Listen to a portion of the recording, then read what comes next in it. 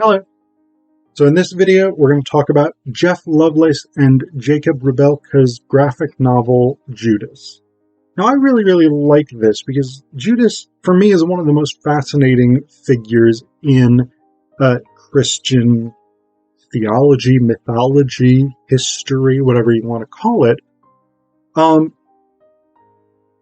In part because I think Judas is a really good illustration of the sort of paradoxical contradictions at the heart of Christian and Jewish theology, namely the idea of a tri-omni God, that is, a God who is omniscient, omnipotent, and omnibenevolent, all-knowing, all-powerful, and all-loving. It's hard to reconcile that idea with the stories that we get in the Bible, particularly the stories of the villains, right? And Judas is a great example of this, but I would also put Eve and Lucifer and Pharaoh from the Exodus into this category.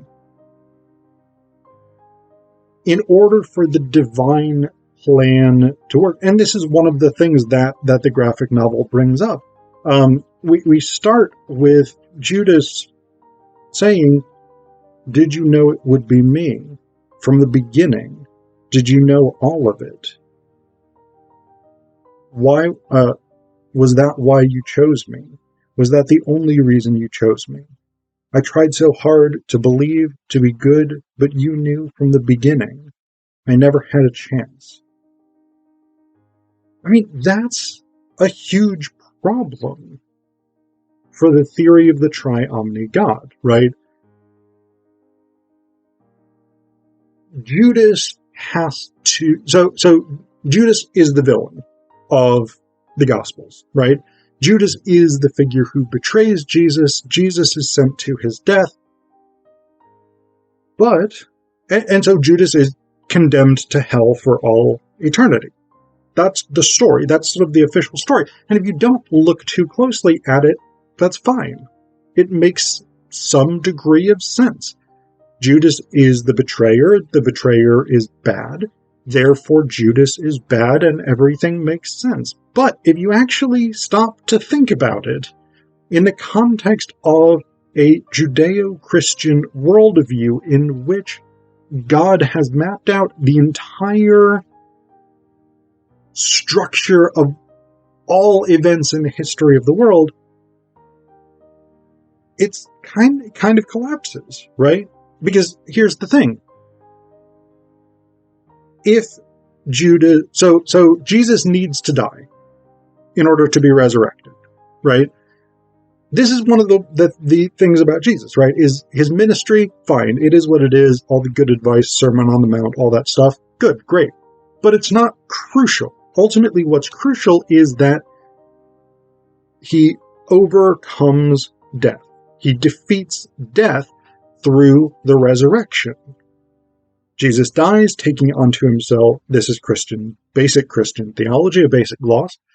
Jesus dies, taking onto himself the sins of the entire world, and he is resurrected, defeating death, opening the possibility for the faithful to gain eternal life. If those two things don't happen, if he doesn't die taking onto himself the sins of all the world, and if he isn't resurrected, therefore defeating death, the whole dang opera falls apart. You can't have Christianity, you can't have the salvation of the world without that occurring. And how does that occur? It occurs because Judas betrays Jesus. Without that betrayal, nothing moves. Nothing happens. The story itself does not occur. The most crucial component, the thing that makes Jesus the Christian Messiah, does not occur without Judas betraying. The divine plan requires it of him. He could not do anything else because the divine plan required it for the salvation of the universe. And yet, he is condemned to hell for all eternity for a thing that he could not have not done. This is the paradox of Judas. The same thing with Eve. God creates the situation in Genesis in which Eve will eat the apple. The serpent will tempt her. God knows these things will happen. If he does not know that they won't happen, he's not omniscient. And if we have the assertion of an omniscient God, then he knows that these things will happen, and he creates the conditions in which they will happen, and then he punishes Eve for doing the thing that he knew she would do, the thing that she could not avoid doing in the situation he created. He punishes the serpent for doing the thing he knew the serpent would do, the thing the serpent could not avoid doing in the circumstances that God created. Hard to reconcile that with omnibenevolence, with all loving. I mean, it is one of those things, like, if someone puts a gun to your head and says, either sign over all your property to me or I will shoot you in the head, you're not making a free choice. You're making a compelled choice. And we wouldn't generally, as a rule, say, well, you freely chose to give this person all of your property. We would typically say, no, that person stole your property with a gun. Yes, they forced you to give it to them, but that doesn't really stand up in court because they threatened you with death if you didn't comply. This is a huge problem in Christian and Jewish theology. This idea that God creates situations, and this is pointed out in this graphic novel, not just in terms of Judas himself, but I mean, we do have this question.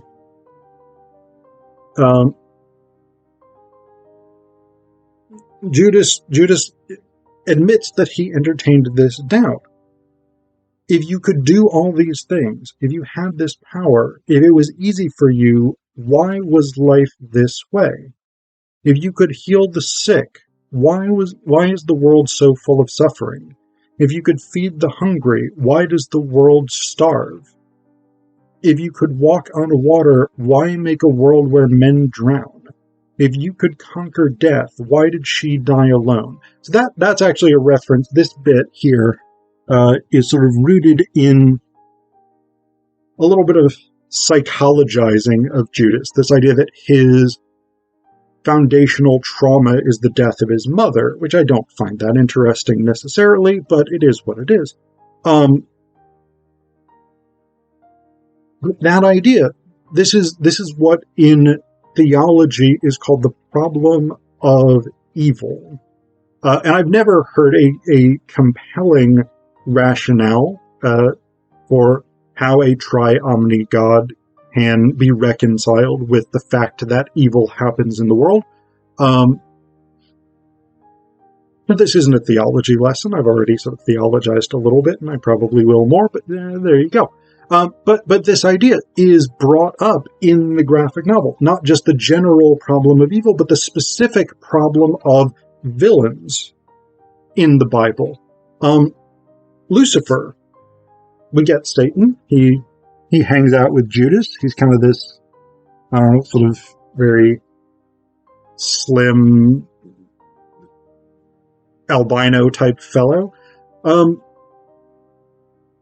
This is the great insight of Milton's Paradise Lost that, as a devout Christian, he couldn't fully embrace. Satan is not wrong. God required Satan to fall. Satan could not have done otherwise.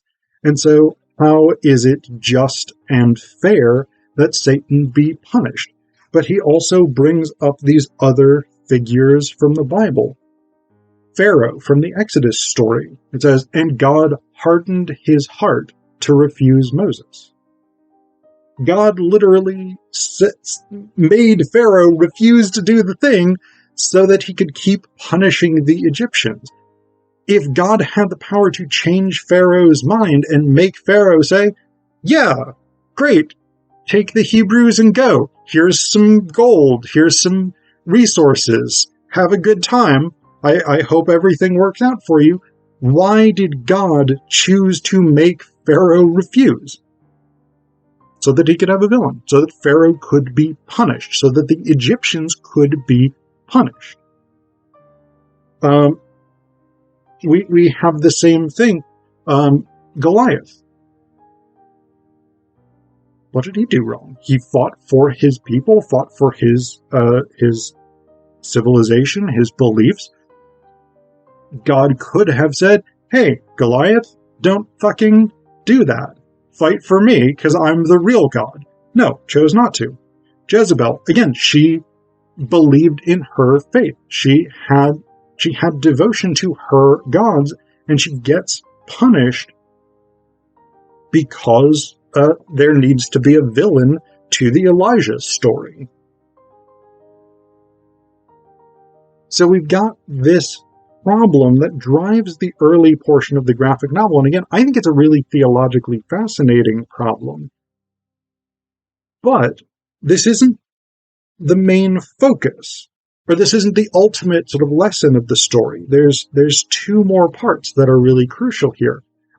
Because Jesus dies and Lucifer brings him down to hell, Lucifer's big grand plan is to break the story that God is telling by turning Jesus into a mortal, so that Jesus, and by extension God, can actually experience what it is like to be a suffering being, which of course God in his sort of abstractness doesn't ever really get to experience.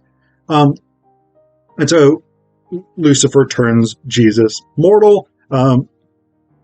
All of the denizens of hell blame Jesus for not having saved them, so they all sort of dogpile on him, and Jesus is pulled down into the deepest part of the pit, the portion of the pit where even Lucifer himself is afraid to go, etc., etc. And Judas, seeing all of this and seeing in the human Jesus's eyes that same intangible force that had compelled Judas to follow him in life, Judas leaps down into the pit to save Jesus, to go and be with him in this moment. And what we get here is